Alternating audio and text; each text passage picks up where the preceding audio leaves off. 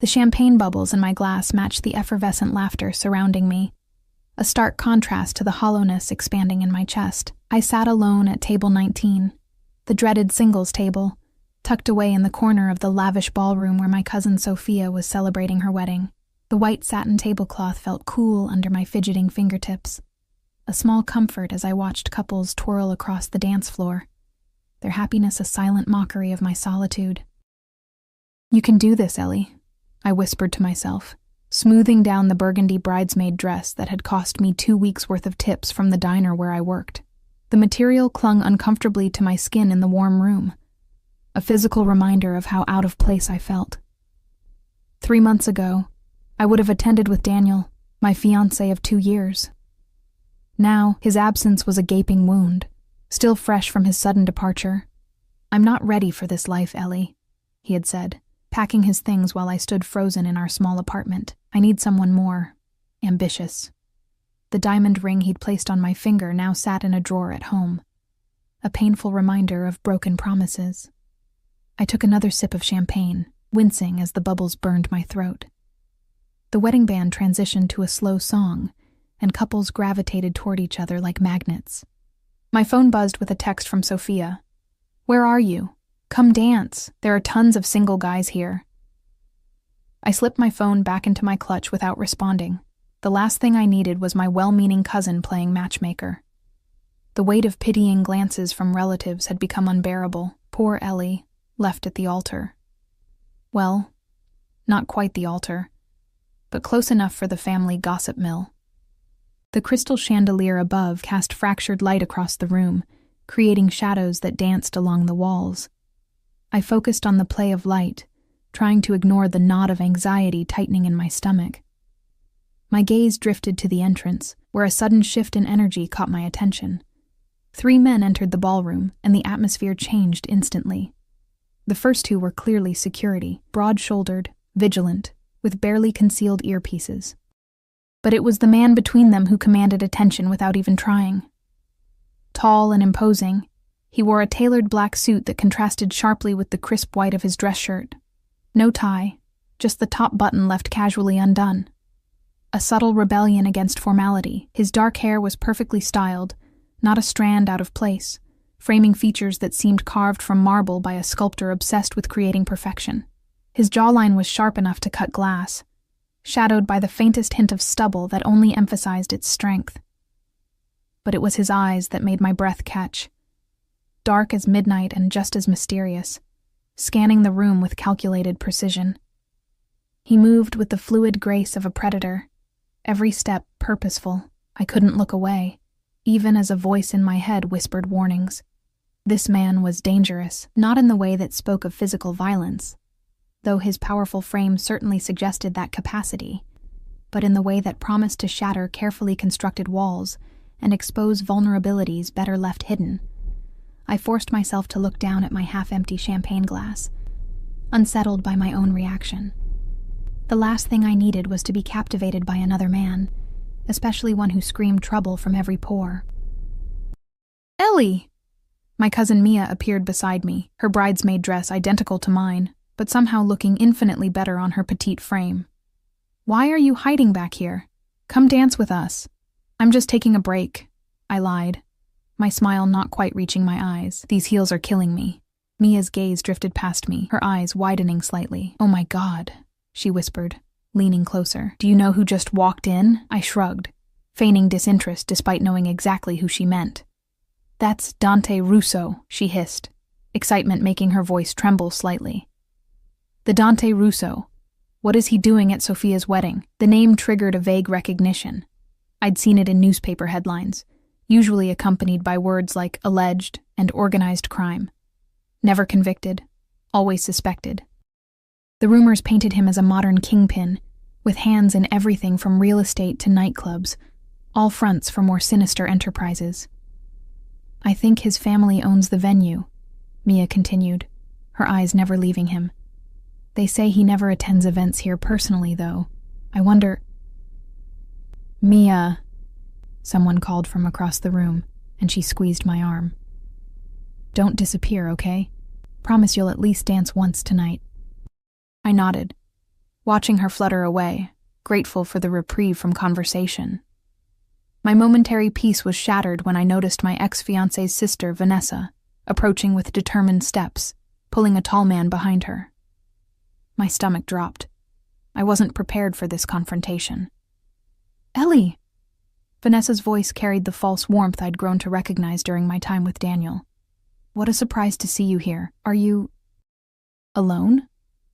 The last word dripped with barely concealed satisfaction. Of course, she knew I was alone. Daniel had probably told his entire family about leaving me. "I'm with the bridal party," I responded, fighting to keep my voice steady. "Oh, that's right. You're Sophia's second cousin, was it?" Her smile never reached her eyes. "This is Marcus. He's a doctor." The man beside her extended his hand, his expression caught between embarrassment and pity. I shook it briefly, already calculating the fastest escape route. "Daniel was so sorry he couldn't make it today," Vanessa continued, twisting the knife deeper. "He's in Milan now, did you know? His new girlfriend's family has connections in the fashion industry. They've been very helpful with his career." Each word was precisely chosen to inflict maximum damage. I felt the heat of humiliation creeping up my neck, threatening to choke me. My eyes burned with unshed tears as I struggled to maintain composure. "I should check if Sophia needs," I began, preparing to stand. "Actually, she's waiting for me," the deep voice came from behind me, smooth as aged whiskey and just as intoxicating. A large hand settled gently on my bare shoulder, warm and steady. I didn't need to turn to know who it belonged to. Somehow, Dante Russo was standing behind my chair, his presence immediately dominating the small space.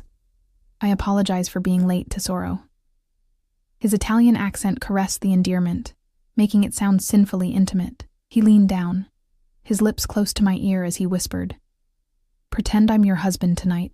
Before I could process his words, he straightened and extended his hand to Vanessa, whose expression had transformed from smug superiority to stunned disbelief. "Dante Russo," he introduced himself, his tone pleasant, but carrying an undercurrent of authority that made it clear he was accustomed to being obeyed. "Ellie's husband." The lie hung in the air between us, outrageous and impossible. I should have corrected him immediately, should have pulled away from his touch that still burned against my skin. Instead, I found myself frozen, caught in a strange limbo between shock and inexplicable relief. Vanessa's eyes darted between us, clearly trying to reconcile this development with what she thought she knew. Husband? But Daniel said, "Perhaps Daniel doesn't know everything about Ellie's life," Dante interrupted smoothly, his hand moving to the small of my back as he pulled out my chair. "If you'll excuse us, my wife promised me a dance." I rose on unsteady legs, hyper-aware of his hand guiding me, of the subtle scent of his cologne. Sandalwood and something darker, more complex. As he led me away from the table, I caught a glimpse of one of his security men watching us intently, his expression unreadable. "What are you doing?" I finally managed to whisper once we were out of earshot, my heart hammering against my ribs. Dante guided me toward the dance floor, his movements fluid and confident. "Rescuing you, it seems," he replied, his voice low enough that only I could hear. "That woman was trying to humiliate you." "But why would you—" "Let's just say I have a particular distaste for people who prey on vulnerability." His hand tightened slightly on my waist as we reached the edge of the dance floor. Besides, the look on her face was worth the small deception, wasn't it? A reluctant smile tugged at my lips despite my confusion. Vanessa had indeed looked like she'd swallowed something particularly unpleasant. "Now," Dante said, turning to face me fully, "we should make this look convincing."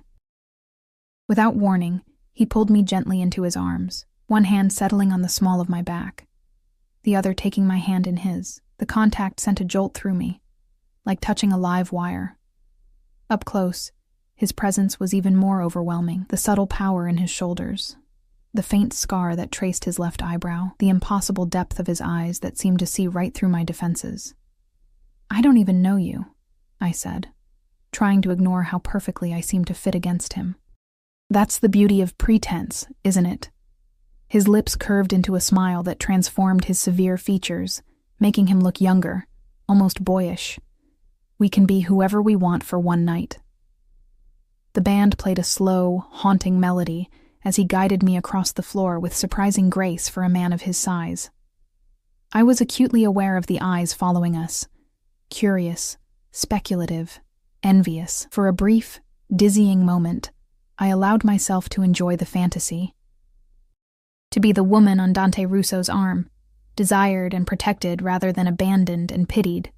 "Why are you really here?" I asked, needing to ground myself in reality. "At this wedding?" Something flickered in his eyes, caution perhaps. "I own the property. Occasionally I like to make an appearance, ensure everything is running smoothly, and you always rescue random women from uncomfortable social situations." His laugh was unexpected, a rich, warm sound that rumbled through his chest. "Only the intriguing ones." The music shifted, and Dante adjusted seamlessly, pulling me slightly closer. I should have pulled away, should have thanked him for the rescue and returned to my table. Instead, I found myself relaxing into his embrace, allowing the steady rhythm of his movements to lull me into a dangerous comfort. "Your ex was a fool," he said suddenly, his voice carrying a hard edge that hadn't been there before. I stiffened, pulling back slightly to look at him. "How did you—" "I'm observant," he replied simply. And that woman mentioned Daniel. The rest was easy to piece together. Embarrassment flooded through me. Was my heartbreak so obvious, so pathetically transparent that even a stranger could read it? "It's nothing to be ashamed of," Dante continued, as if reading my thoughts. "We've all been betrayed at some point. The question is what we do afterward." Before I could respond, I noticed Daniel's sister watching us intently from across the room, her phone in hand. A chill ran down my spine. "She's taking pictures," I whispered, panic rising in my throat. "If Daniel sees—" "Let her," Dante said, his expression hardening. In fact, without warning, he spun me elegantly before dipping me low, his face hovering inches from mine. "Give her something worth photographing." Time seemed to stop as he held me there, suspended in his powerful arms, our faces close enough that I could feel his breath mingling with mine. His eyes asked a silent question, giving me a chance to pull away. I should have. Every logical part of my brain screamed warnings. Instead, caught in a moment of reckless abandon, I nodded almost imperceptibly. His lips found mine with startling gentleness, a stark contrast to the strength evident in every line of his body. The kiss was brief but devastating, sending heat spiraling through me and leaving me breathless when he finally set me upright again. "I think we've made our point," he murmured, satisfaction evident in his tone as he glanced over my shoulder. "Your photographer friend looks positively apoplectic." I couldn't bring myself to look, still reeling from the kiss and the strange electric current that now seemed to flow between us. This was madness. I didn't know this man, this dangerous, powerful man who commanded rooms with his presence and kissed strangers at weddings. "I should go," I said, taking a step back, needing distance to clear my head. "Thank you for the intervention, but I don't think—" "Have dinner with me." It wasn't a question, but neither was it quite a command. "Tomorrow night." "I don't—" "One dinner," he pressed, his gaze intense, "to thank me properly for my gallant rescue." A smile tugged at my lips despite myself. "Is that what it was? What would you call it?" "I'm not sure yet," I admitted. "But I know getting involved with you would be a mistake." Something darkened in his expression. "You don't know anything about me. I know enough. The whispers, the security men, the aura of controlled danger that surrounded him like a second skin. Men like you are complicated. And you've had enough complications," he finished for me, understanding flickering in his eyes. "Fair enough." He reached into his jacket and produced a business card, offering it to me between two fingers. "When you change your mind, call this number. Directly to me, no intermediaries. I won't change my mind," I said, even as my fingers closed around the heavy cardstock. His smile was knowing, almost predatory. "We'll see." With that, he lifted my hand to his lips, pressing a kiss to my knuckles that somehow felt more intimate than the one we'd shared on the dance floor. "Enjoy the rest of your evening, Ellie," he murmured, before turning and walking away, his security falling into step behind him. I stood frozen on the edge of the dance floor, the weight of his card burning in my hand, the ghost of his touch still lingering on my skin. Around me, the wedding continued. Music playing, couples dancing, champagne flowing, but something fundamental had shifted, like the first tremor before an earthquake. I didn't know it then, but that moment, that single, reckless moment when I'd allowed a dangerous man to pull me into his arms, would be the pebble that started an avalanche, burying the life I'd known under its unstoppable force. I slept fitfully that night, dreams filled with dark eyes and whispered promises. When morning came, I found myself staring at Dante's business card on my nightstand. The embossed black text against cream cardstock read simply, Dante Russo, with a phone number beneath. No company name, no title. A man who needed no introduction. I tucked the card into my wallet, telling myself I was only keeping it as a memento of a strange night. A story I could tell someday when the wound of Daniel's betrayal had healed into a scar I could touch without pain. The diner where I worked was busier than usual for a Sunday. I moved between tables with practiced efficiency, refilling coffee cups and taking orders, grateful for the distraction of mundane tasks. My apartment was too quiet, too full of echoes from a life shared with someone who'd found me lacking. Earth to Ellie. Maria, my fellow waitress, snapped her fingers in front of my face. Table 7's been trying to get your attention for 5 minutes. Sorry, I mumbled, forcing myself back to the present. What's going on with you today? You're a million miles away. I shrugged, unwilling to explain. How could I describe last night? The rescued damsel in distress, and the dangerous man playing knight. It sounded absurd in the harsh light of day. Nothing.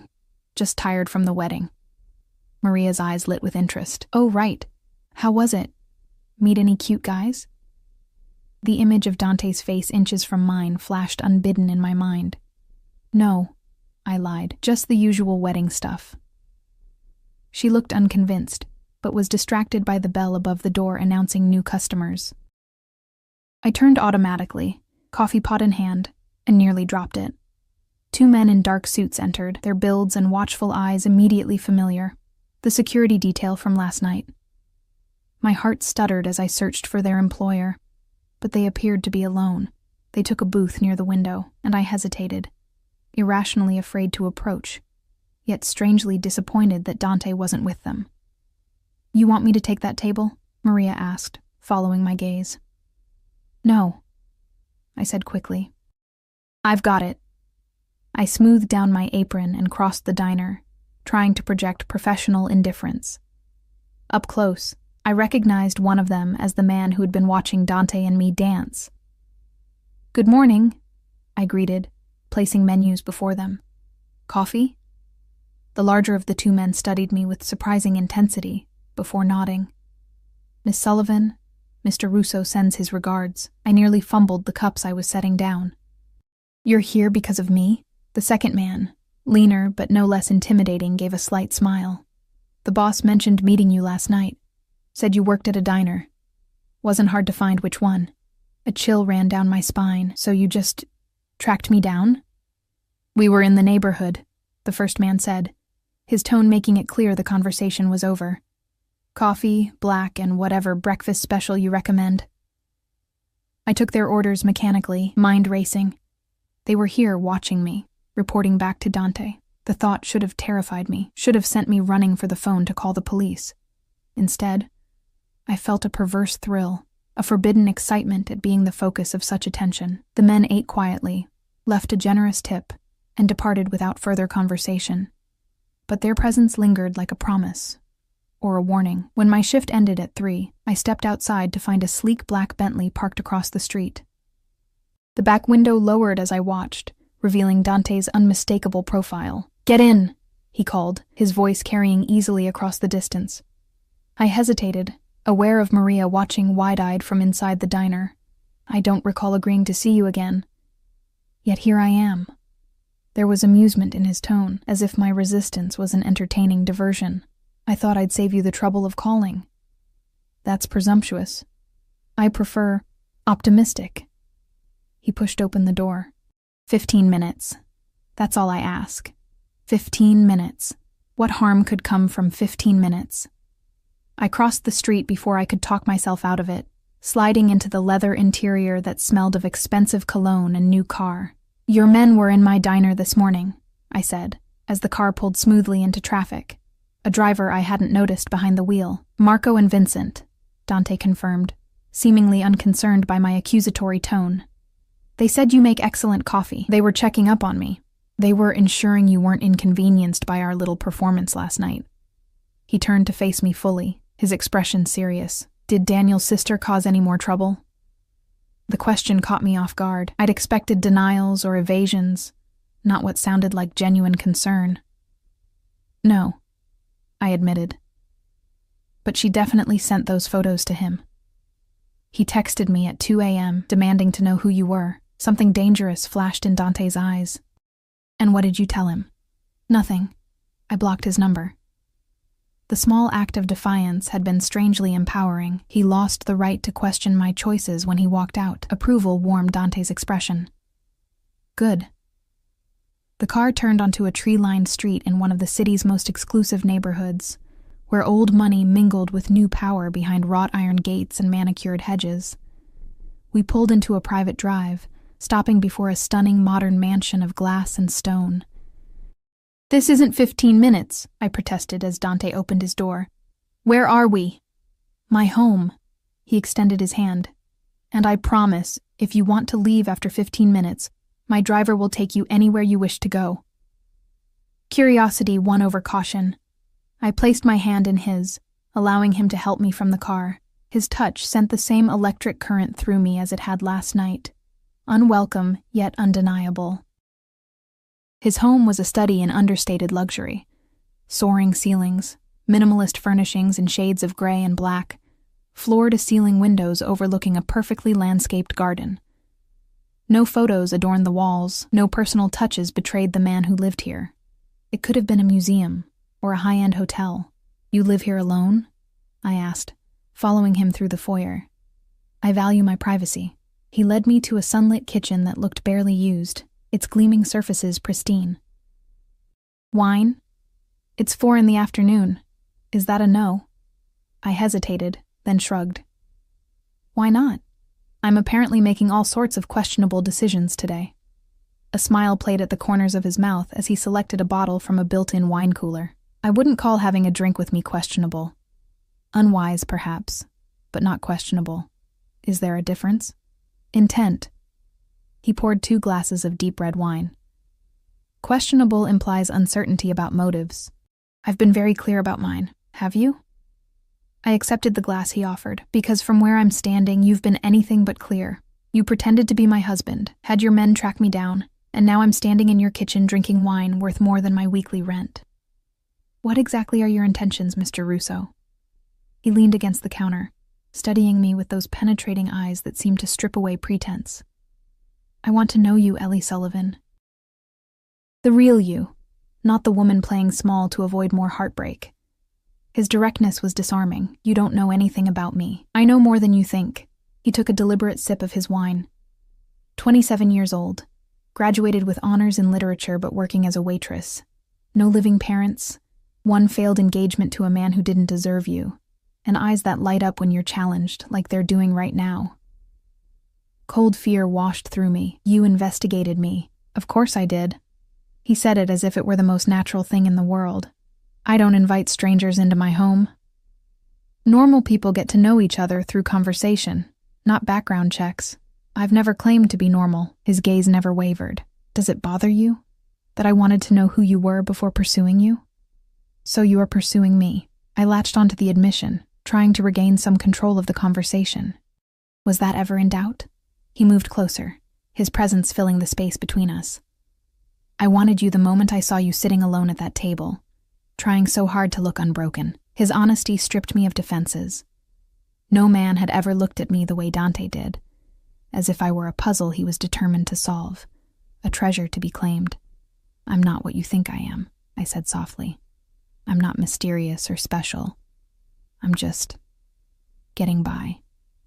"That's where you're wrong." He reached out, tucking a strand of hair behind my ear with unexpected tenderness. "Most people are content to merely exist, Ellie. But you, there's fire beneath that careful exterior." I saw it when you stood up to that woman, when you let me kiss you despite her. You're not just getting by. You're waiting to truly live." His words resonated in places I'd thought long dormant. Before Daniel, I'd had dreams. Of writing, of traveling, of experiencing life instead of just observing it. Somewhere along the way, those dreams had been carefully packed away, replaced by more practical considerations. "And you think you're the one to help me live?" I asked, unable to keep the skepticism from my voice. "I think I'm the one who sees you," he replied simply. "The question is whether you're brave enough to be seen." The challenge hung between us, charged with possibility. 15 minutes had long since passed, yet I made no move to leave. Something about Dante Russo pulled at me, a gravitational force I couldn't explain or resist. "Have dinner with me," he said again. But this time it was different, not a command but a request.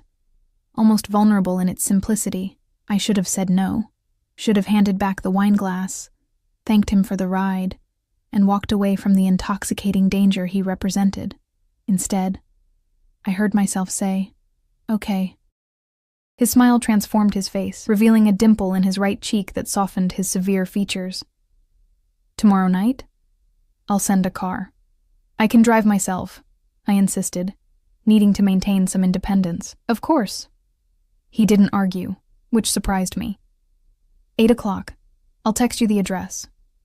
As if on cue, my phone buzzed in my pocket.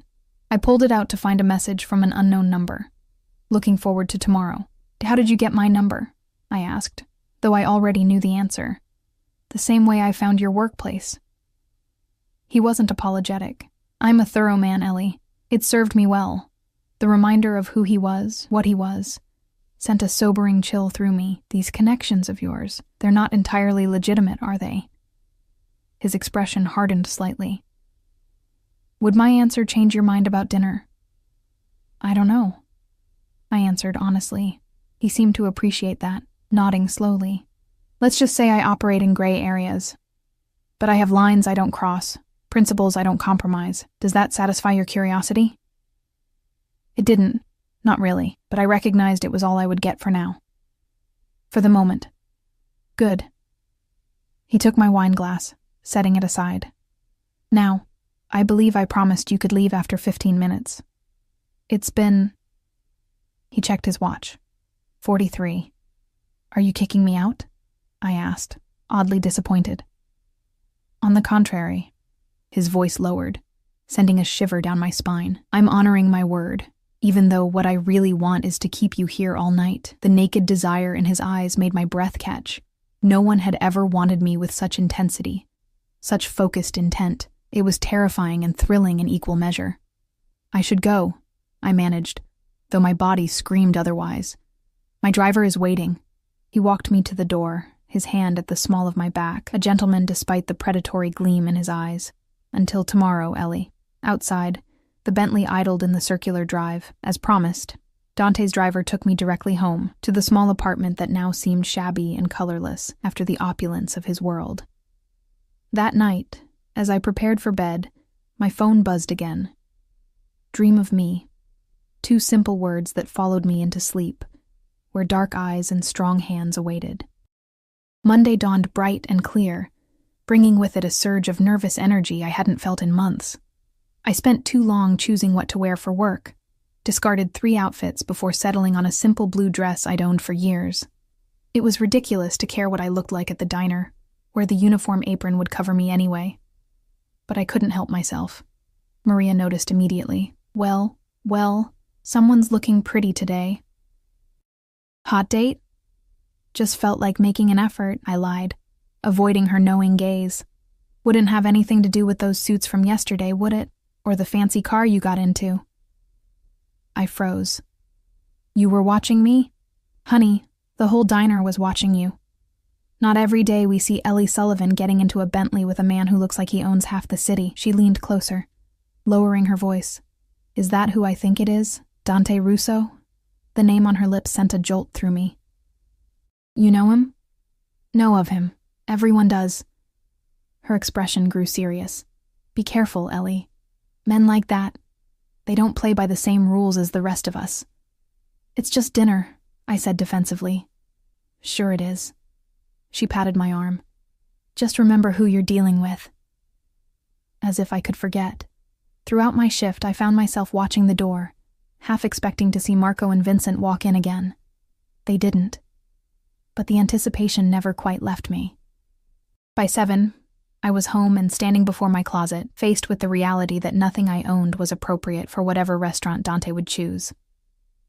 I settled finally on a black dress, simple but elegant, the most expensive thing I owned. I'd bought it for job interviews after graduation, before settling for waitressing when my literary ambitions yielded nothing but rejection letters. At 7:55, I was applying a final touch of lipstick when my phone buzzed. The address Dante sent was to Argento, the most exclusive Italian restaurant in the city, where reservations were reportedly booked months in advance. I arrived at 8:10, fashionably late, and fighting nerves that threatened to send me running back to my car. The maitre d' recognized Dante's name immediately, escorting me to a private dining room where candlelight cast soft shadows across white linens and crystal glasses. Dante rose as I entered, his eyes darkening appreciatively as they took in my appearance. He wore a charcoal suit that fit his broad shoulders perfectly, the fabric clearly custom and expensive.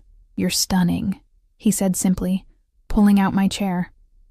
"Thank you." I settled nervously, hyper-aware of his presence as he reclaimed his seat across from me. "This place is incredible. The chef is an old friend." He signaled to a waiting server who immediately poured wine into our glasses. I took the liberty of ordering for us traditional Italian dishes from my grandmother's recipes. "I hope you don't mind." The presumption would have annoyed me from anyone else, but from him, it felt like care rather than control. "Not at all." "Tell me something," he said, leaning forward slightly. "Why literature? What drew you to it?" The question caught me off guard. I'd expected small talk, not immediate interest in my passions. "Words have power," I answered finally. "They can create worlds, change minds, make you feel less alone. I always wanted to be part of that, to write something that mattered. And what stopped you?" The blunt question pierced a tender spot. "Reality," I said with a bitter smile. "Turns out publishers aren't exactly fighting over unknown writers with nothing but student debt and big dreams." "So you gave up?" "I adapted," I corrected, stung by his assessment. "Bills don't pay themselves with manuscript pages." "And Daniel? Did he support your writing?" My silence was answer enough. I thought not. Dante's jaw tightened. Men who truly love don't stifle passion. They fuel it. The intensity in Dante's voice made me look up sharply. There was genuine anger there, as if Daniel's lack of support for my writing was a personal affront. "You speak as if you know me," I said, both unsettled and intrigued by his perception. "As if you understand what I need." "Perhaps I do." His eyes never left mine, dark and knowing. "We recognize in others what we ourselves possess: ambition, passion, the desire for more than what life has offered." Our first course arrived, delicate arancini with truffle oil that melted on my tongue. I savored the flavors, using the moment to gather my thoughts. "And what about you?" I asked finally. "What does Dante Russo desire that he doesn't already have?" Something flickered in his expression. Surprise, perhaps, that I'd turned the conversation toward him. "Genuine connection," he answered after a pause. "In my world, people approach with agendas, masks firmly in place. Authenticity is rare." "Is that why you're pursuing a waitress? For authenticity?" I couldn't keep the edge from my voice. "Or is it the novelty of slumming with someone from the other side of the tracks? Rather than taking offense," Dante laughed, the sound rich and unexpected. "There it is. That fire. No pretense, no careful words to avoid offending the powerful man. This is exactly what I'm talking about, Ellie." His appreciation of my bluntness was disarming. I'd spent years with Daniel carefully moderating my opinions, smoothing rough edges to maintain peace. The freedom to speak my mind without fear of rejection was intoxicating.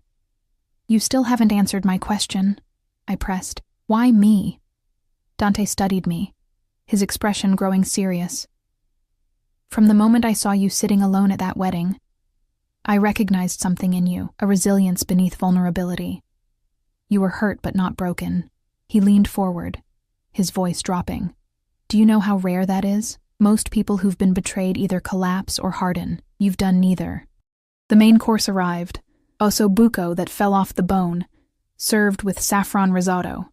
We ate in a charged silence, his words settling over me like a caress. "Tell me about your family," I said eventually, needing to shift the focus from myself. A shadow passed over his features. "My parents emigrated from Sicily before I was born.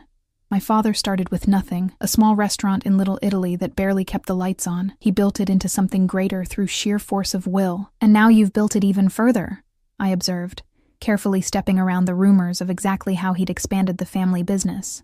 "I've diversified," he acknowledged with a slight smile. "Real estate, hospitality, investments. The legitimate portfolio is quite substantial." The deliberate emphasis on legitimate hung between us, an acknowledgement of the unspoken.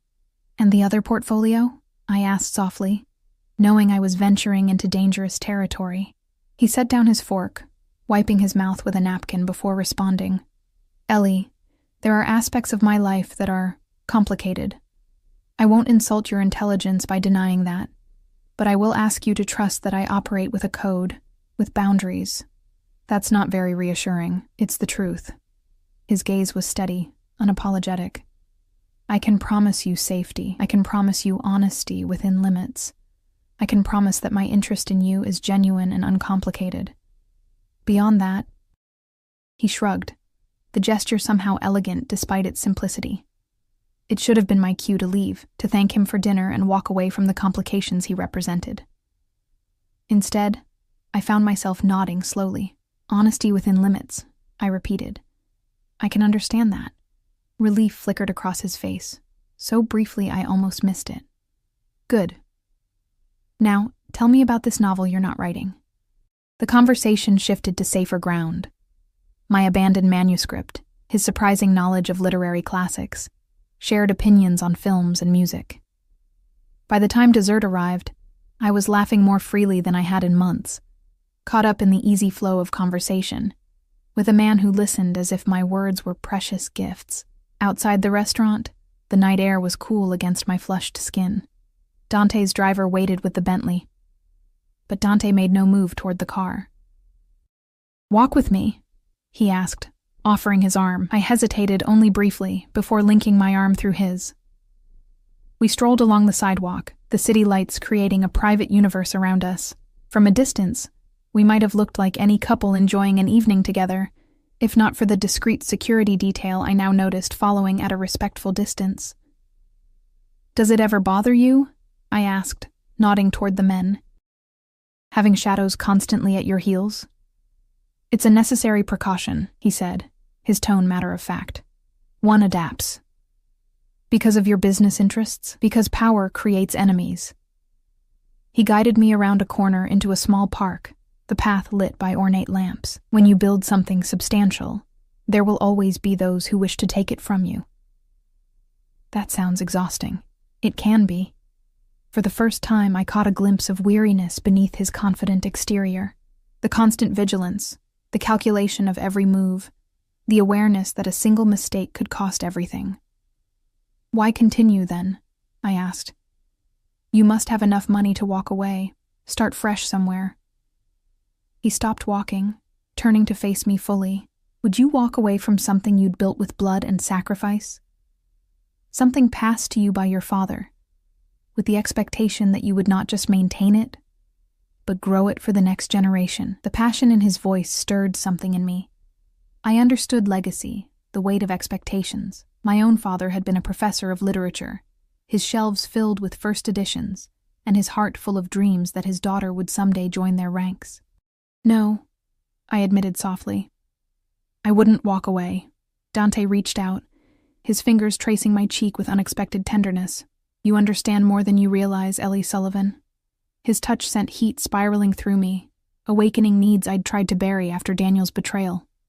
I leaned into his hand almost involuntarily, drawn to his warmth like a moth to flame. "This is happening too fast," I whispered, even as my body swayed toward his. "Is it?" His thumb brushed my lower lip, his eyes following the movement. "Or is it simply happening exactly when it should?" Before I could answer, the sharp ring of his phone shattered the moment. Dante's expression hardened as he checked the screen, immediately stepping back. "I need to take this," he said, his voice suddenly all business.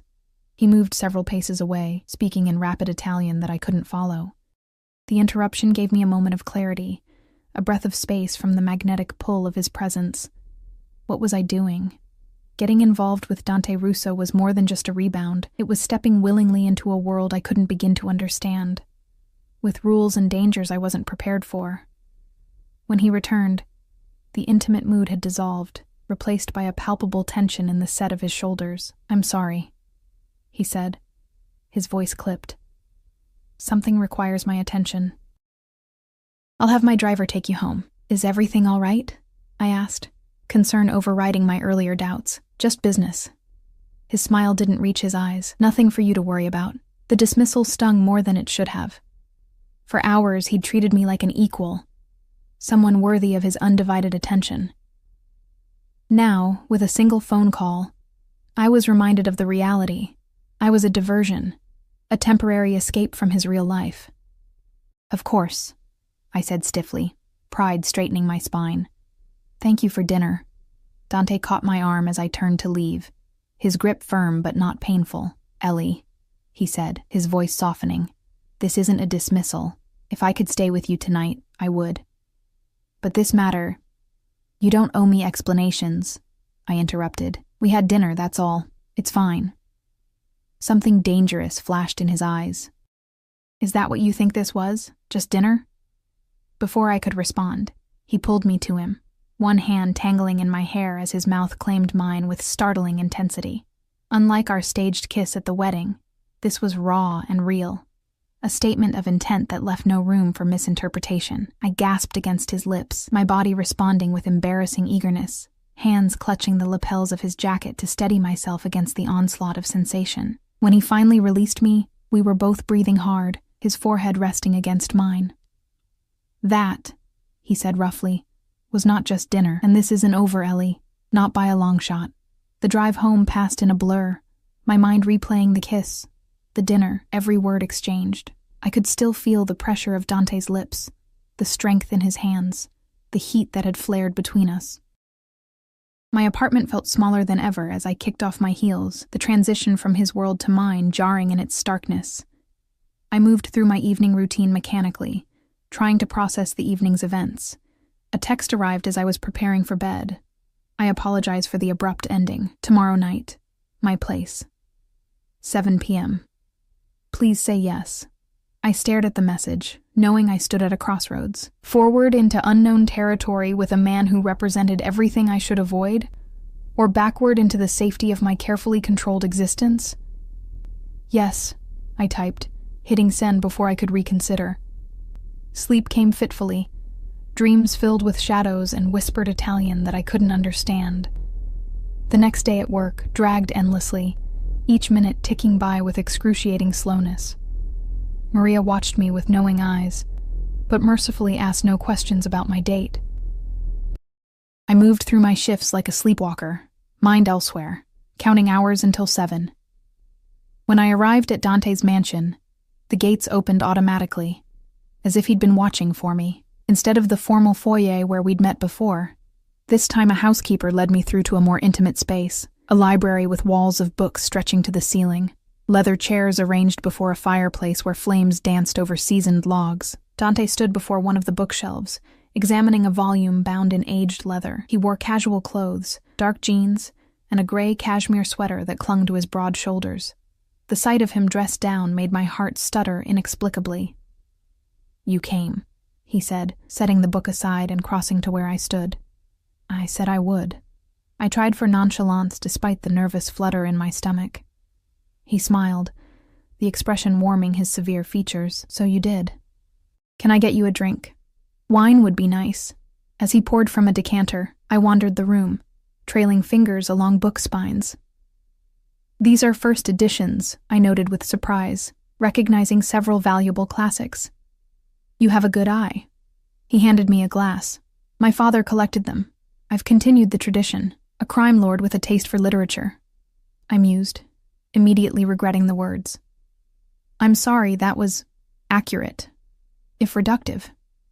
He didn't seem offended, though I prefer businessman with diverse interests. The tension broke, and I found myself smiling. Of course, much more diplomatic. Come. He guided me to a sofa near the fire. I've had dinner prepared. Nothing fancy, just pasta made by my housekeeper. She's from my father's village and refuses to let anyone else touch her kitchen. The normalcy of it, a home-cooked meal by the fire, was startlingly intimate, more so than the expensive restaurant had been. Last night, I began, needing to address what had been left unresolved. Your phone call. A situation at one of my clubs, he explained, settling beside me. Nothing serious, but requiring immediate attention. He was lying. I could see it in the careful neutrality of his expression, the slight tightening around his eyes.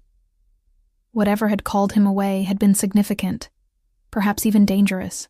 Dante, I said quietly, if we're going to, whatever this is, I need honesty, even within those limits you mentioned. He studied me for a long moment, weighing something in his mind. There was an incident with a rival organization, he finally said. A territorial dispute that needed to be handled personally. Handled how? The question slipped out before I could stop it. His expression hardened. That falls outside the limits, Ellie. The reminder of who he was, what he was capable of, sent a chill through me. Yet instead of pushing me away, it only heightened my awareness of him, of the controlled power that hummed beneath his composed exterior. I understand, I said, and found that I did. There were parts of his life I would never be privy to, doors that would remain closed to me. The question was whether I could accept that partial access, that deliberate compartmentalization. Relief softened his features. Thank you. Dinner was served in the library, simple but exquisite pasta with a sauce that tasted of sunlight and distant shores. We ate on the coffee table, the informality a stark contrast to the previous night's fine dining. Tell me about your writing, Dante said as we finished, refilling our wine glasses. What did you want to say that the world needed to hear? No one had asked me that before, not my professors, not my friends, certainly not Daniel. The question pierced me, exposing a dream I'd carefully packed away. I wanted to write about resilience, I said slowly, about people who bend but don't break under pressure, who find strength in unlikely places. And have you found that strength, Ellie? In yourself? I considered the question, thinking of the past months of rebuilding after Daniel's betrayal. I'm trying, I answered honestly. Some days are better than others. What's stopping you from writing now? I laughed without humor. Reality, bills, the fact that I work double shifts most days and come home too exhausted to string two coherent sentences together. And if those obstacles were removed? Something in his tone made me wary. What are you suggesting? An arrangement. He set down his glass, turning to face me fully. I have a guest house on this property. Private, fully furnished, with a study overlooking the gardens. Stay there. Write your book. No distractions, no financial concerns. I stared at him, waiting for the punchline. And in exchange? Time, he said simply. Dinners, conversations, your company when I'm not working. You're asking me to be your mistress. I couldn't keep the disbelief from my voice. Dante's expression darkened. I'm asking you to be yourself, without the constraints that have held you back, to pursue your passion while exploring whatever this is between us. He leaned closer, his intensity almost tangible. This isn't about buying your affection, Ellie. It's about removing barriers. It's too much. I stood abruptly, needing distance. We barely know each other. Then get to know me. He rose as well, his height making me tilt my head back to hold his gaze. Stay tonight. Not in the guest house, not as an arrangement. Just stay. Talk to me until dawn if you want. Ask me anything. His offer hung between us, fraught with implications. Staying meant stepping further into his world, acknowledging the pull between us that defied logic or caution. Anything? I asked, a challenge in my voice. Within the limits we discussed, his eyes never left mine, but yes. Anything. I took a deep breath, made my decision. Okay, I'll stay. Relief and something darker flashed across his face. He stepped closer, one hand coming up to cradle my cheek. "You won't regret it." But as his lips claimed mine with a hunger that matched my own, a small voice whispered warnings I chose to ignore. I was falling into Dante Russo's orbit, a willing captive to a gravity I didn't understand and couldn't resist. And deep down, I knew that some falls had no recovery. Morning light filtered through unfamiliar curtains, rousing me from the deepest sleep I'd had in months. For a moment, I was disoriented, the silk sheets and massive four-poster bed entirely foreign. Then memories of the night before flooded back. Hours of conversation by the fire, Dante's passionate kisses, his gentleman's insistence on giving me a guest room when desire threatened to overcome caution. "I want you, Ellie," he had murmured against my neck as his hands traced patterns of heat across my skin. "More than I've wanted anyone, but not like this. Not when you're still uncertain. When we cross that line, I want no doubts between us." His restraint had surprised me, challenging my assumptions about him. I had expected demands, not patience. Conquest, not consideration. A soft knock at the door interrupted my thoughts.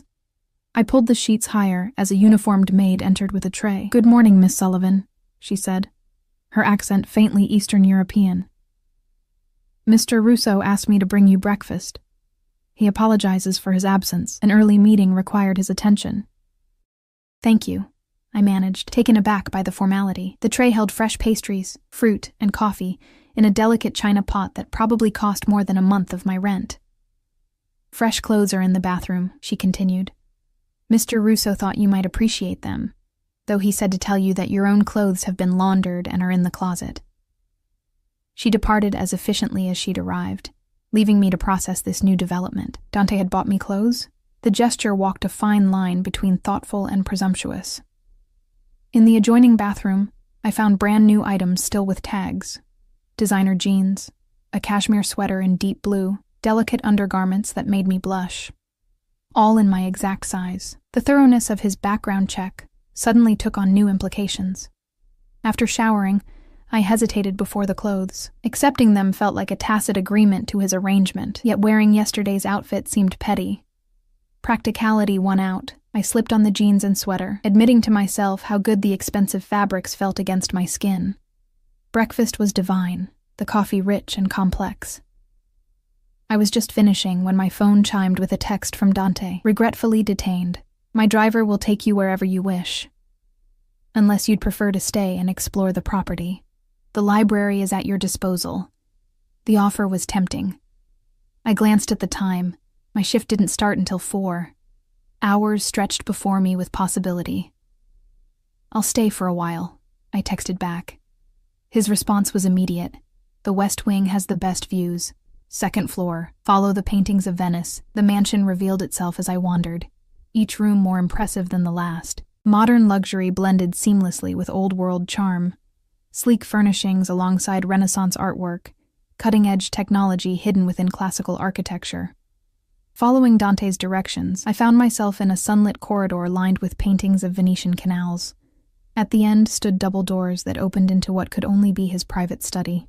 Unlike the formal, almost impersonal quality of the rest of the house, this room felt lived in. A massive desk dominated one end, papers carefully arranged beside a laptop. Bookshelves held volumes that showed signs of actual use. Cracked spines, bookmarks protruding. A leather couch faced floor-to-ceiling windows overlooking immaculately landscaped gardens, and beyond, the glittering city skyline. I approached the desk cautiously, feeling like an intruder despite his invitation. Framed photos caught my eye, the only personal touches I'd seen in the entire mansion. Dante as a boy, standing proudly beside an older man with the same strong features. A family gathering, multiple generations around a table laden with food, Dante in graduation robes, flanked by proud parents. These glimpses of normalcy, of humanity, didn't align with the ruthless image cultivated by rumors and media innuendo. I picked up the family photo, studying the faces that had shaped the man who now seemed determined to reshape my life. My father's 70th birthday. I spun around, nearly dropping the frame. Dante stood in the doorway, his suit impeccable, his expression unreadable. "I'm sorry," I said quickly, replacing the photo. "I didn't mean to pry. You're not prying. I invited you here." He crossed to where I stood, picking up the photo himself. This was 6 months before he died. Heart attack, though he'd survived 3 attempts on his life. A wry smile curved his lips. He always said God had a sense of humor. "You miss him," I observed, seeing the shadow of grief in his eyes. "Every day." He set the photo down carefully. "He built everything I now protect. Taught me the value of family, of honor, of remembering where we came from." He turned to me, his expression softening. "You wore the clothes. I felt heat creep into my cheeks. Thank you for them, but you shouldn't have." "I wanted to." He reached out, fingers brushing my arm. "Blue suits you. Brings out your eyes." The compliment shouldn't have affected me so strongly, but warmth bloomed in my chest nonetheless. "I thought you had meetings, concluded earlier than expected. Fortunate, as I couldn't stop thinking about you." His directness was disarming. "Have you considered my offer?" The abrupt change of subject caught me off guard. "Dante, I can't just move into your guest house. I have a job, responsibilities. Jobs can be replaced. Opportunities like this cannot." He guided me to the couch, sitting beside me. "What are you afraid of, Ellie?" "Becoming dependent," I admitted. "Losing myself. Waking up one day and realizing I've traded my independence for comfort." Understanding flickered in his eyes. "You think I want to cage you, don't you?" I challenged. "A beautiful bird in a gilded cage singing only for you." He leaned back, studying me. "Is that what you see when you look at me? A collector? A man who imprisons what he desires?" Put that way, it sounded unfair, even cruel. "I don't know what to see," I confessed. "You show me this side of yourself. Thoughtful, patient, interested in my dreams. But there's another side, the one that makes men fear you, that conducts business in shadows. How do I reconcile those 2 versions?" "They're not separate versions, Ellie. They're aspects of the same man." He took my hand, his touch warm and steady. "The world I operate in requires strength, sometimes ruthlessness, but that doesn't diminish my capacity for tenderness with those I care about." "And you care about me?" The question emerged smaller than I intended, vulnerable in its need for reassurance. More than is wise, perhaps. His thumb traced circles on my palm. "I've built walls around myself for years, kept people at a careful distance. You slipped through somehow. From that first moment at the wedding." His words resonated in places I'd thought closed off after Daniel's betrayal. The possibility of being truly seen, truly wanted, called to something primal within me. "1 month," he said suddenly. "Stay for 1 month. Write your book. Explore this connection between us.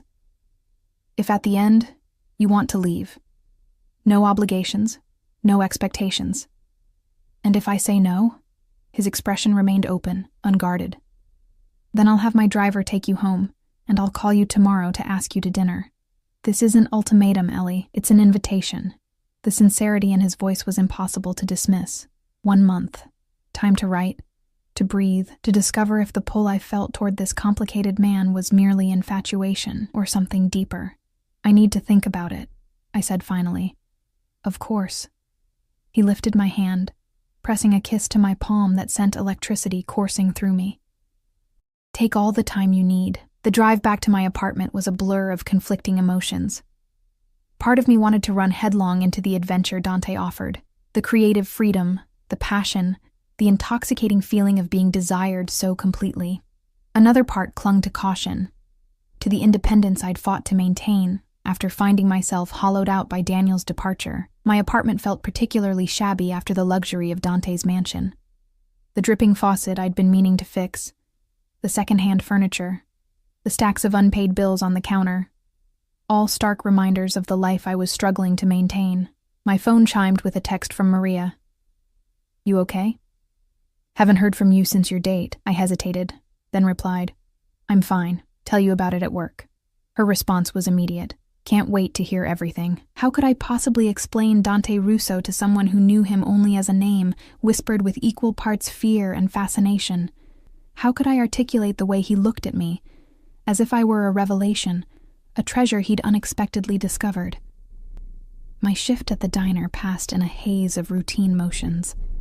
Maria cornered me immediately, eyes wide with curiosity. "Spill," she demanded. 2 nights in a row with the mysterious Mr. Russo? Half the waitstaff is taking bets on whether you're secretly engaged or being recruited for some high-end escort service. "Neither," I said firmly, tying my apron. "We had dinner. We talked. It's complicated. Honey, men like that don't do complicated with women like us unless they want something." Her expression softened. "I'm not judging. God knows I'd jump at the chance for a taste of that life. Just be careful, yeah? Don't get your heart broken again." Her concern touched me, even as it highlighted the gulf between my normal life and the extraordinary opportunity Dante was offering. Before I could respond, the bell above the door chimed, and I turned to see a familiar face. Not Dante, but the leaner of his 2 security men, Vincent. He nodded at me, taking a booth by the window. The same one as before. "Your admirer sent another scout?" Maria whispered, eyebrows raised. "Apparently." I grabbed a coffee pot and crossed to his table, oddly relieved to see a familiar face from Dante's world. "Let me guess. Just happened to be in the neighborhood?" Vincent's lips twitched in what might have been amusement. "Mr. Russo wanted to make sure you got to work safely, and to give you this." He slid a small velvet box across the table. My heart stuttered. "I can't accept—" "It's not what you think," he interrupted gently. "Please." He was quite insistent. Reluctantly, I took the box, opening it with trembling fingers. Inside lay not jewelry, as I'd feared, but an old-fashioned key on a simple silver chain. "To the guest house," Vincent explained. "And a letter." He produced an envelope from his jacket pocket. I tucked both into my apron pocket, aware of curious eyes watching our exchange. "Tell him thank you." Vincent nodded, rising without having ordered anything. "He'll be pleased to hear from you directly." After he left, I continued my shift mechanically, the key a constant presence against my hip, its weight seemingly disproportionate to its size. Only when I took my break did I slip into the employee restroom to read Dante's letter in privacy. The heavy cream paper held a masculine scrawl, decisive and elegant. "Ellie. The key is not a demand, but a standing invitation. The guest house is yours whenever you choose to use it. For an hour, a day, a month, or longer. No strings, no expectations beyond those we create together. I've lived my life surrounded by people who want something from me. My protection, my influence, my resources. With you, I find myself wanting to give without being asked. It's a novel experience, and one I'm eager to explore further. Whatever you decide, know that you've awakened something in me that I thought long dormant. For that alone, I am in your debt. Yours, Dante." I traced the word yours with my fingertip, a curious ache building in my chest.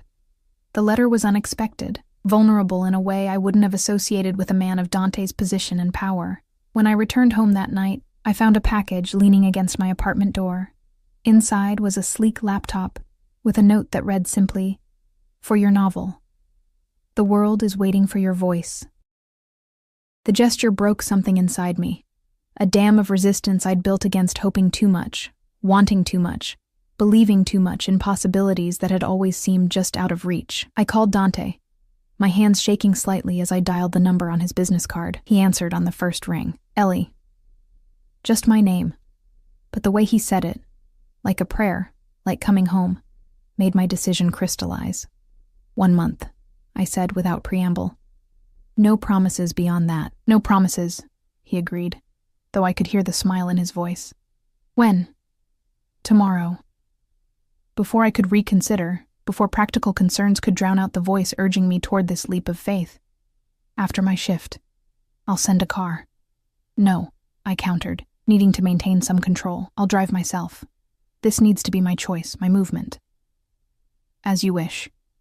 His tone was warm with understanding. "Until tomorrow, then." That night, I packed essentials into a single suitcase, trying not to think too deeply about what I was doing. I called my landlord and arranged to sublet my apartment for a month. A reasonable precaution, I told myself, not an admission that I might never want to return. My final shift at the diner was a blur of muscle memory and distraction. I told Maria I was taking a month off to focus on writing, staying at a friend's place. The lie tasted bitter, but the truth would have invited questions I wasn't prepared to answer. As I drove through the gates of Dante's estate the following evening, sunset painted the sky in shades of fire and gold. The guest house stood separate from the main mansion, a charming two-story structure of stone and glass that would have been considered a luxury home by any standard. Dante waited on the front steps, casually dressed in jeans and a black button-down, looking more approachable than I'd seen him yet. He made no move to help with my bags, understanding without words that I needed to make this entrance on my terms. "Welcome," he said simply as I approached. "Thank you for the laptop," I replied, suddenly shy in the face of his steady gaze. It was too much, but thank you. "You're welcome." He stepped aside, gesturing to the open door. "Would you like to see inside?" The guest house was perfect, spacious yet intimate, luxurious yet comfortable. Bookshelves lined the living room walls, stocked with classics and contemporary works. The kitchen gleamed with high-end appliances. Upstairs, a master suite offered a bed that rivaled the one in Dante's home. And beside it, as promised, a study with windows overlooking the gardens. A desk sat before those windows, its surface empty, save for a single item. A vintage typewriter, restored to gleaming perfection. "It was my father's," Dante said, watching my reaction. He believed important words deserved to be written with intention, with the physical connection of keys striking paper. I touched the typewriter reverently, moved beyond words by the personal nature of this gift. "Dante, I can't." "You can," he interrupted gently. "It's gathered dust for years." My father would approve of it finding purpose again. The intimacy of the gesture overwhelmed me. I turned to him, words inadequate to express what I was feeling. "I'll leave you to settle in," he said, seeming to understand my need for space. "Dinner is at 7 in the main house if you'd like to join me, or you can eat here, if you prefer solitude tonight." The choice, so simple, yet so profound in its respect for my autonomy, cemented my decision more than any grand gesture could have. 7, I confirmed. "I'll be there," he nodded, moving toward the door. At the threshold, he paused, turning back with an intensity that made my breath catch. "I'm glad you're here, Ellie," he said quietly. "Whatever comes next, remember that this was your choice. Your movement, as you said." As I watched him walk back toward the main house, the last rays of sunset gilding his profile, I wondered if choices could be both entirely free and utterly inevitable, like falling, like surrender, like coming home to a place you'd never been before. 1 month, a lifetime. Perhaps they were the same thing when measured in heartbeats rather than days. Days melted into one another with dreamlike fluidity. Mornings found me at the typewriter, words flowing more freely than they had in years, pages accumulating with satisfying regularity. Afternoons I spent exploring the grounds or reading in the garden, occasionally swimming in the indoor pool that Dante insisted I consider my own. Evenings belonged to Dante. Dinners stretched into long conversations by the fire, his hand gradually finding mine with increasing familiarity. Each night ended with increasingly passionate kisses that tested the boundaries we'd silently established, his restraint both frustrating and endearing. 2 weeks into my stay, I had 100 pages of my manuscript, more than I'd written in the past year. The story poured from me, a tale of a woman finding strength in the aftermath of betrayal, discovering parts of herself long suppressed. "It's you," Dante observed one evening as I described the plot. "Your journey." "Partly," I admitted, though my protagonist makes different choices. His eyes held mine with unsettling perception. "Safer ones? More cautious ones," I corrected. "She doesn't fall for the dangerous man." Something flickered in his expression, vulnerability quickly masked by a teasing smile. "Her loss, I'd say." That night, when he walked me back to the guest house as had become our routine, I made a decision that had been building for days. At the door, I caught his hand as he turned to leave. "Stay," I said simply. His eyes darkened, searching mine for certainty. "Ellie?" I'm sure, I interrupted, knowing his objection before he voiced it. No more waiting. He stepped closer, one hand coming up to cradle my face with a tenderness that contrasted with the barely leashed desire in his gaze. If we do this, there's no going back. Not for me. The implication was clear. This wasn't casual for him, wouldn't be a simple physical release. It would change everything between us, deepen a connection already growing more profound by the day. I know, I whispered, and I did. Whatever this was between us had moved beyond infatuation or rebellion into something far more dangerous, something that felt increasingly like falling in love. His kiss was different this time, possessive, claiming, as if now that I'd opened the door, he intended to walk through it completely. I matched his intensity, weeks of simmering attraction exploding into desperate need. We barely made it upstairs, leaving a trail of discarded clothing in our wake. In the moonlight filtering through sheer curtains, Dante's body was a study in contrasts, brutal strength and unexpected gentleness, scars telling stories of violence alongside touches that spoke of reverence. You're perfect, he murmured against my skin, exploring every inch with methodical devotion. Perfect for me. When he finally claimed me fully, the sensation of completion was overwhelming, not just physical, but emotional, as if pieces long separated had finally aligned. We moved together with increasing urgency, his control finally breaking as he drove us both toward a shattering release that left me trembling in its wake. Afterward, wrapped in his arms, I felt a curious peace. The complications, the dangers, the uncertainty of our future all existed outside this moment of perfect connection. Stay. I echoed his earlier request, suddenly afraid he would leave now that boundaries had fallen. His arms tightened around me. Wild horses couldn't drag me away. In sleep, his face relaxed, years falling away to reveal the young man from the graduation photo, unburdened by the weight of his empire. I traced the lines of his face with a gentle finger, marveling at the trust implied by his vulnerability. The ringing of his phone shattered our cocoon of intimacy. Dante woke instantly, reaching for it with the alertness of a man accustomed to midnight emergencies. "What?" he answered, voice sharp with annoyance. As he listened, his expression darkened, body tensing beside mine. "When? How many?" "Secure the location. No one enters or leaves. I'm on my way." He ended the call, already moving to collect his scattered clothes. "I have to go," he said, voice tight with controlled fury. "There's been an incident at one of my warehouses." "What kind of incident?"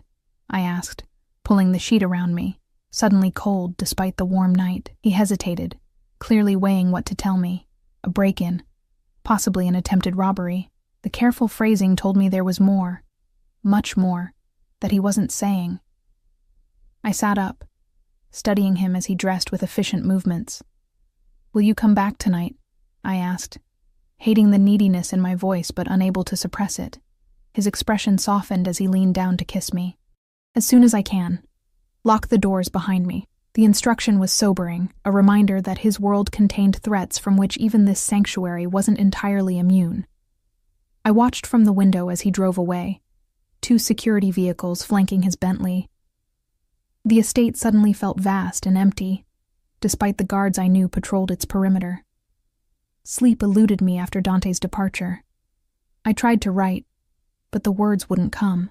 Instead, I paced the guest house, replaying the night's events, both the ecstasy before the phone call and the stark reminder of reality after. By dawn, Dante still hadn't returned. I made coffee, trying to ignore the gnawing worry in my gut. This was his life. Midnight emergencies, business that couldn't wait, dangers I could only imagine. If I chose him, I chose this too.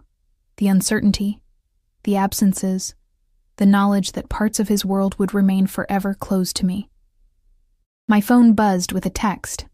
"All handled. Will explain tonight. Rest, Tesoro." Relief flooded me, followed quickly by a wave of realization. In just 2 weeks, I had become invested in this man, worried for his safety, aching for his presence. It had happened so quickly, this shift from cautious exploration to emotional entanglement. The day passed slowly. I forced myself to write, to maintain the routine I'd established. But my thoughts kept drifting to Dante. What had happened at the warehouse? Who would dare move against him? And what consequences would they face? Evening brought no sign of him. I texted, receiving only a brief reply. Still handling matters. Might be late. Don't wait up. Disappointment warred with understanding. This was the reality I'd need to accept if I stayed beyond my promised month. A man whose responsibilities would always compete with his affections. I was about to retire for the night when a knock at the door startled me. Expecting Dante, I hurried to answer, only to find Vincent instead, his expression grave. "Miss Sullivan," he said formally. "Mr. Russo asked me to escort you to the main house immediately." Alarm shot through me. "Is he all right?" "He's unharmed," Vincent assured me, though something in his tone suggested all was not well. "Please, he's waiting." The walk to the mansion felt longer than usual, dread building with each step. Vincent led me not to the library or dining room where Dante and I usually spent our evenings, but to a part of the house I hadn't yet seen. A wing that seemed older, more formal. He opened a heavy wooden door, revealing what could only be described as a war room. A large table dominated the center, surrounded by men in various states of tension. Maps and documents covered the surface, alongside several laptops displaying security footage. Dante stood at the head of the table, still in the clothes from last night, shadows of exhaustion beneath his eyes. He looked up as I entered, his expression unreadable. "Thank you, Vincent," he said, dismissing the security man with a nod. "Gentlemen, we'll continue this discussion later. Leave us." The assembled men filed out, several casting curious glances my way. When the door closed behind the last of them, Dante crossed to me, taking my hands in his. "I'm sorry to bring you here like this," he said, his voice rough with fatigue, "but we need to talk, and it couldn't wait." Fear coiled in my stomach. What's happened? He guided me to a chair, taking the one beside it rather than returning to his position of authority at the table's head. Last night wasn't just a break-in. It was a coordinated attack. 3 of my properties hit simultaneously. Professional job, minimal casualties. The casual mention of casualties, however minimal, sent a chill through me. This wasn't a business dispute or corporate espionage. This was violence, potentially death. "Why are you telling me this?" I asked, voice barely above a whisper. "Because the timing wasn't coincidental." His eyes held mine, intense and worried. "They knew I would be distracted. They knew about you." The implications hit me like a physical blow. "Me? But how would anyone? We've been seen together in public." "Someone's been watching, gathering intelligence." His hands tightened around mine. "I've made enemies, Ellie, powerful ones. I've always known they might target those close to me, which is why I've kept people at a distance. But you, I'm a vulnerability." I finished for him, the realization both terrifying and oddly validating, proof that what we shared was real enough to be used against him. Yes. No sugarcoating, no reassurances that I was imagining the danger, which is why I need to move you. "Move me where?" "I have a property in Switzerland, remote, heavily secured.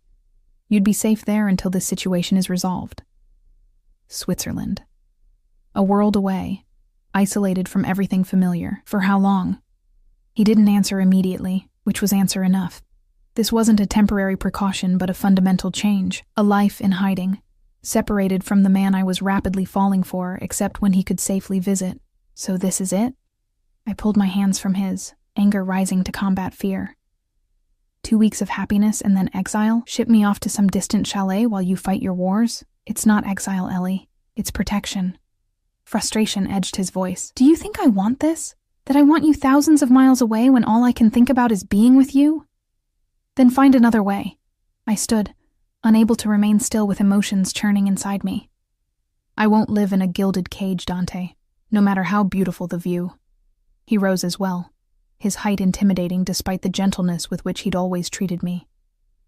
"This isn't negotiable. Your safety isn't something I'm willing to compromise on." The finality in his tone struck a nerve. The same control Daniel had exercised in subtler ways, making decisions for my own good without consulting me. "My safety is my choice," I said, voice shaking with the effort to remain calm. My life is my choice. You don't get to decide for me, no matter how dangerous your world is. Something dangerous flashed in his eyes. You don't understand what these people are capable of. Then help me understand. Include me in finding solutions instead of dictating terms. I moved closer, refusing to be intimidated. I chose you with my eyes open, Dante. I knew who you were. Did you? He laughed without humor. You knew the sanitized version I showed you. The man who took you to dinner and bought you pretty things and listened to your dreams.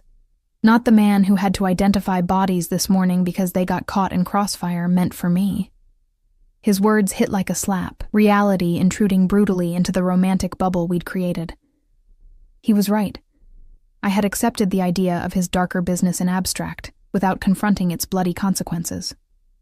Then tell me now, I said quietly.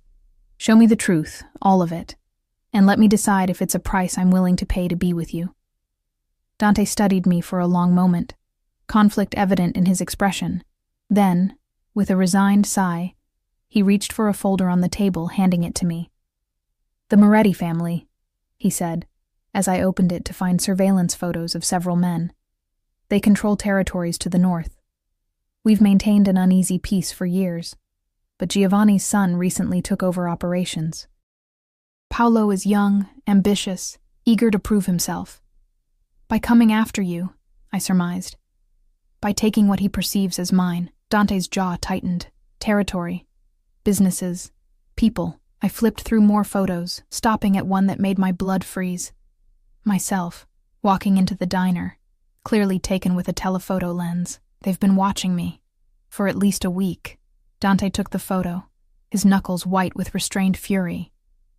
I should have been more careful, should have anticipated this. The reality of the danger sank in fully. This wasn't theoretical anymore. Men with guns and grudges knew who I was, saw me as Dante's weakness. Yet the thought of running, of hiding in Switzerland while he faced this threat alone, was equally unpalatable. There has to be another option, I insisted. Something between exile and pretending there's no threat. Dante ran a hand through his hair. A rare gesture of frustration, such as negotiation, compromise, whatever businessmen do when interests conflict. This isn't a boardroom disagreement, Ellie. Paolo wants blood, specifically mine. He sees taking over my territories as his birthright, believes his father was too soft. Then change the equation, I suggested, an idea forming. If he's using me to get to you, remove me as a factor without sending me away. Dante's eyes narrowed. What are you suggesting? A public breakup. Make it seem like whatever was between us is over, that I mean nothing to you now.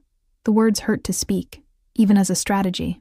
I return to my apartment, my job, my normal life. To Paolo, I become irrelevant, no longer a pressure point, while secretly we continue, Dante said slowly, considering the strategy. It could work, temporarily. But it would mean limiting our time together, maintaining the deception constantly. Isn't that better than being continents apart? I moved closer, taking his hands. I'd rather have stolen moments with you than safety without you. His expression softened, one hand coming up to cradle my face. You continue to surprise me, Ellie Sullivan. Most women would run screaming from this situation. I'm not most women. I leaned into his touch, and whatever this is between us, it's worth fighting for. He pulled me into his arms, holding me as if I might vanish if he loosened his grip. I never expected you, he murmured against my hair. Never thought I'd find someone who could see all of me and still choose to stay. I'm staying, I promised, though fear still coiled in my stomach at the reality we faced. We'll find a way through this together. The following week was a carefully orchestrated performance. I returned to my apartment, resumed my shifts at the diner. Dante and I argued loudly in public places, ensuring gossip would spread. For the final act, I threw a drink in his face at an upscale restaurant where Paolo Moretti's associates were known to dine, storming out with tears streaming convincingly down my face. In private, we met in secret locations, using Vincent as our intermediary. The stolen hours were more precious for their rarity, our connection deepening despite, or perhaps because of, the obstacles we faced. Meanwhile, Dante worked tirelessly to neutralize the threat. Not through violence, as I'd initially feared, but through a complex web of alliances and strategic concessions.